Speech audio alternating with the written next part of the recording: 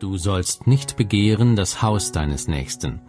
Du sollst nicht begehren die Frau deines Nächsten, noch seinen Knecht, noch seine Magd, noch sein Rind, noch seinen Esel, noch irgendetwas, das dein Nächster hat.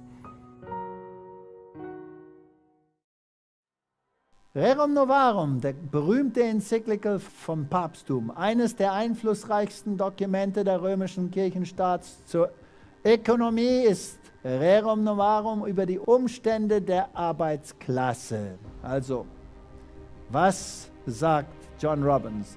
In diesem Enzyklika stellt sich der römische Kirchenstaat auf die Seite des Proletariats, im Marxismus der große und letzte Feind der kapitalistischen Ordnung.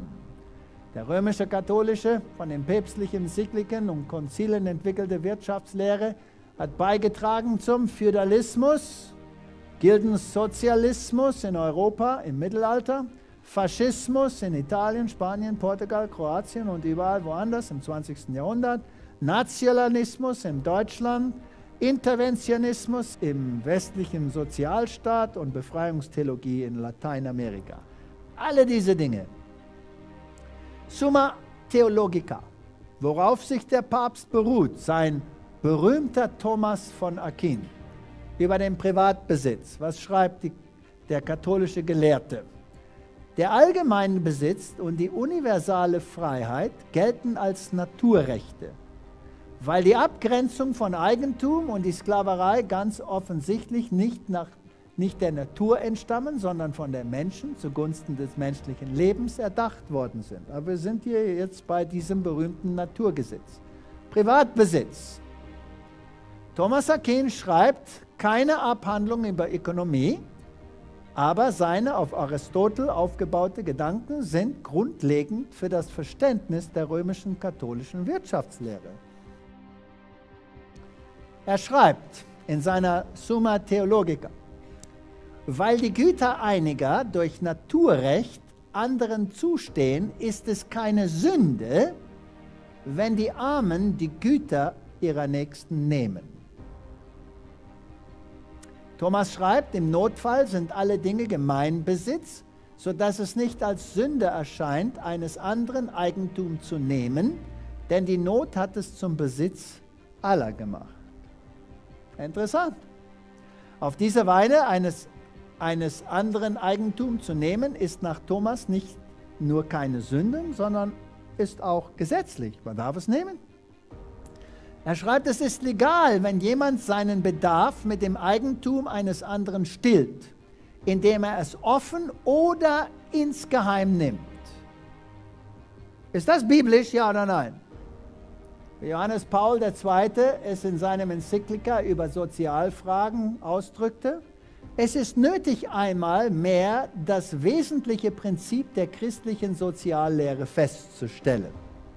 Die Güter dieser Welt sind ursprünglich für alle gedacht. Das Recht auf Privatbesitz ist gültig und nötig.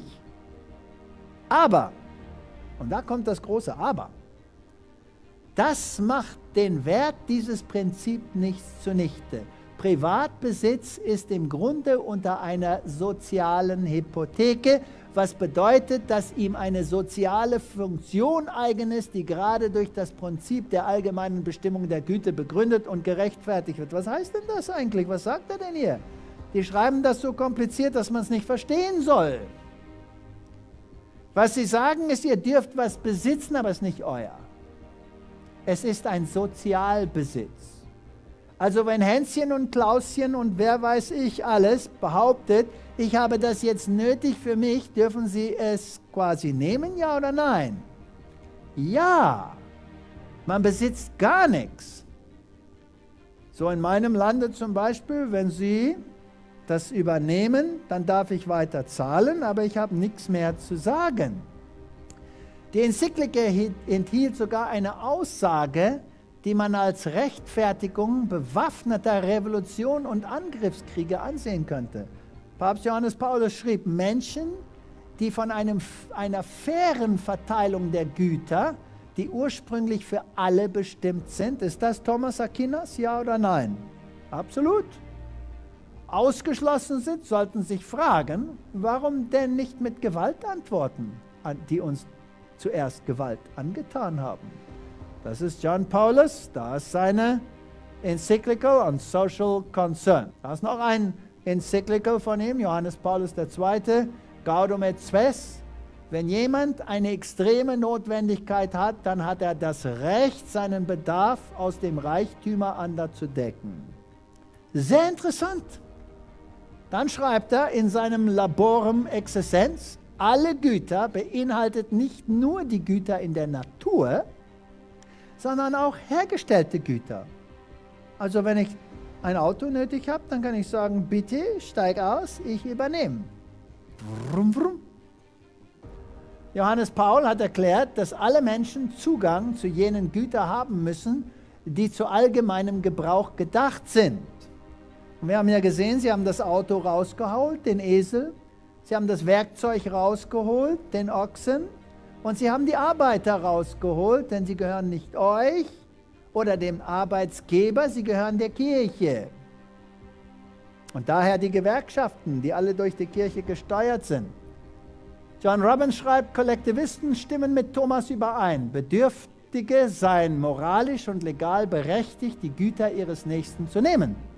Diese thomistischen Ideen, dass Privateigentum bloß ein Konstrukt menschlicher Vernunft und Regierung ist und der Bedürftige notfalls Anspruch auf die Güter anderer hat, sind der Grund, dass römisch-katholische Bischöfe 1998 in Brasilien verkündeten, Plünderung sei weder Sünde noch strafbar. Und darum in meinem Land, wenn die Gewerkschaften marschieren und die Zeiten sind hart und sie zertreten die Schaufenster von den Geschäften und tragen alles raus, wird nicht einer verhaftet? Das ist ihr Recht.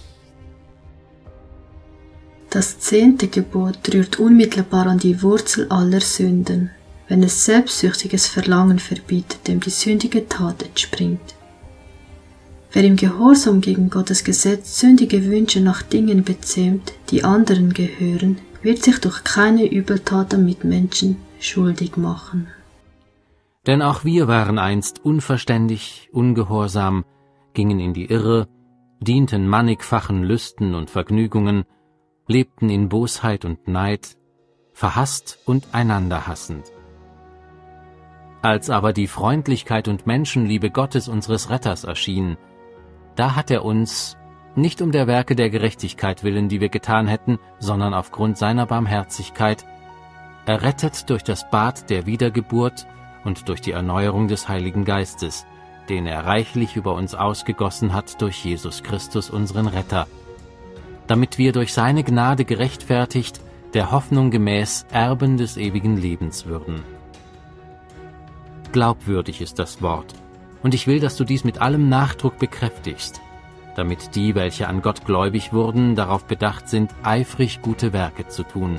Dies ist gut und den Menschen nützlich.